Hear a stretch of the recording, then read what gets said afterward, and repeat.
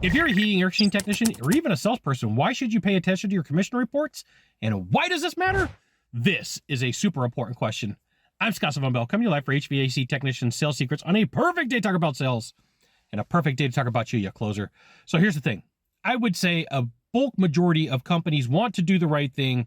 They want to pay you and they want you to get your fruits of your labor, AKA the commission. And occasionally there's a mistake, right? People all have bad days. They all have off days. Me, on average, I make 4 mistakes a day. And at number 4, I go home and I take a nap. And then I start the process over. I make 4 more mistakes. I go home and take a nap. So some days I take 3 naps because I make mistakes. So sometimes the accounting office that you work for, there was a misunderstanding. There was a miscalculation. You know, you could go to them and say, hey, I've got a couple of concerns. I always did this in email. Just so you know, I always wanted a paper trail. I always did this in email. And there was a reason for it. I could always go back and say, hey, here's what you told me you were going to do. Now, if we're going to have a conversation face-to-face like this, and you say, hey, Scott, oh, yep, we were supposed to pay you 10 and you got paid 6, we'll pay you the other 4% commission. There's no way to come back and go, hey, we had this conversation. So I always opened inquiries and like, hey, I got a concern, I got a question. Can you help me out with this? I always went from the standpoint of I need your help with something. I didn't go in guns blazing like, you're wrong, you did me wrong. And the reason for that is when you go that route, somebody's less likely to help you. That's the problem. They're less likely to help you. So if you go in and say, hey, look, I need your help. I think something's off here. Can we discuss this? And then they say, sure, do it all by email. There you go. This is why you should join HVACTechSeekers.com. I'll give you the goods, not in the Facebook group, not in the YouTube channel. And that's done for your protection and their protection.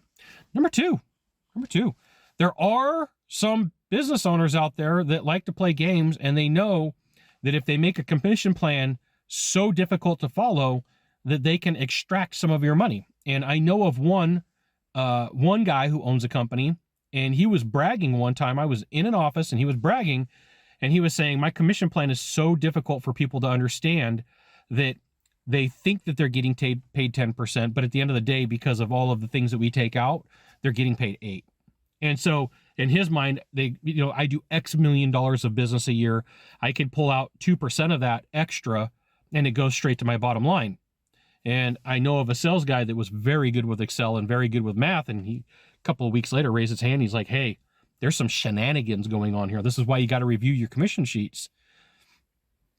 Some companies do play games. It's a shell game for them. It's not that their Excel file or they got things that are going on. Like, they may be on the verge of breaking down. And I've had the benefit of sitting in on a lot of owner meetings and management meetings, and it never fails. It's always an accountant that comes in and they're like, look at this. Look at this. Would you believe this? This sales guy is making 200 grand a year. This sales guy, technician's making 180 grand a year.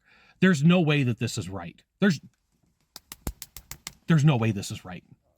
And, the other people on the management team were like, are you kidding me? This is how much these sales guys are making? We got to pull some of that back, right? In management meetings. And the thing that's really sucky about that is there's people who get outed for what their commission structure is, for their amount that they're doing. And like at the end of the day, that's not management's, like the management team, that's none of their business.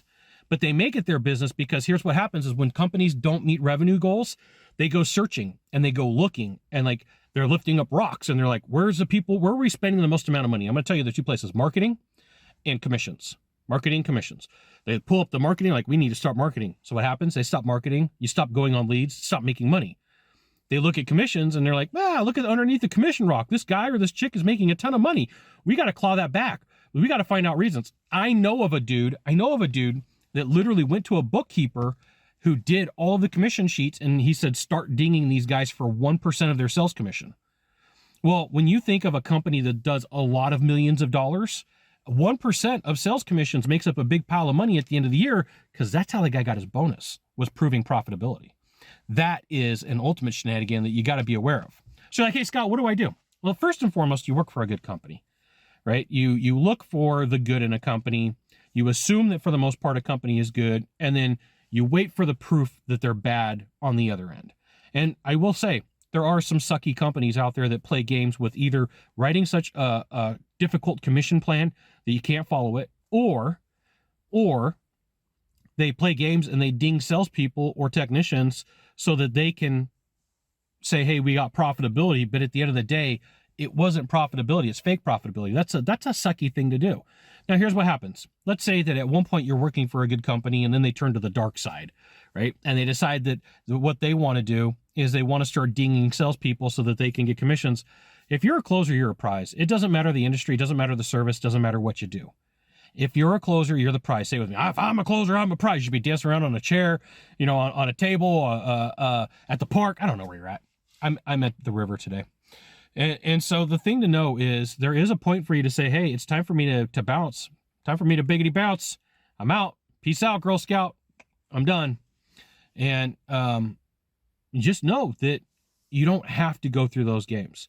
For the most part, most companies are good. Not going to focus on the bad, but people, hey, Scott, what do I do? What do I do? How do I deal with this? Now you know. Got one of two things to do from here. Just one of two. Find the subscribe button, click on it, and every time I send out a video, you'll get an update that says HVAC Technicians Sales Secrets and another fantastic video. Or hit follow. We'll see you soon. Thanks for watching.